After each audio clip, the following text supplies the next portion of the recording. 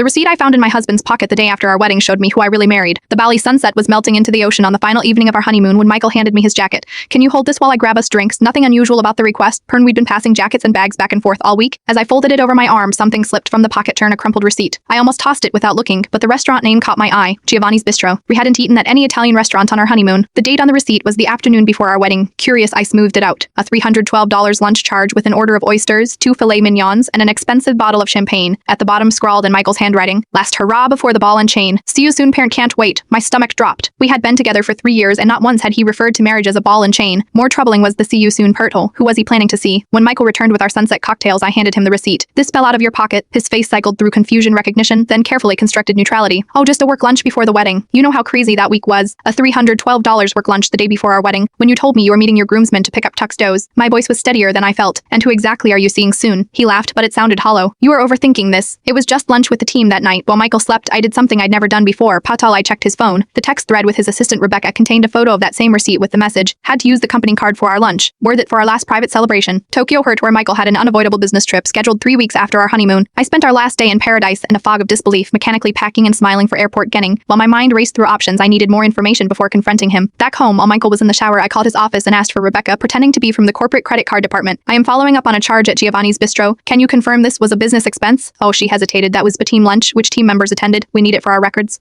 "We need it for our records." Another pause. "Just Michael and myself." I thanked her and hung up my wedding ring, suddenly feeling like it weighed 1,000 pounds. When Michael emerged from the shower, I was sitting on our bed, his phone and the receipt on the duvet between us. "3 questions," I said calmly. "Is Rebecca joining you in Tokyo? How long has this been going on? And were you ever planning to tell me?" His face crumpled, turned not with shame, but with irritation at being caught. "It's not what you think, it's exactly what I think," I replied. "A $312 lunch for 2 people the day before our wedding, hidden from me and plans to meet in Tokyo. You've been having an affair with your assistant, and we're planning to continue it after marrying me. It's just physical," he offered, as if that would come for me. "Rebecca knows where she stands. You are my wife." I removed my wedding ring and placed it beside his phone. Not for long. It took exactly 41 days to annul our marriage, less time than we'd spent planning the wedding. The evidence was so clear that even Michael didn't contest it. 6 months later, I received a text from an unknown number.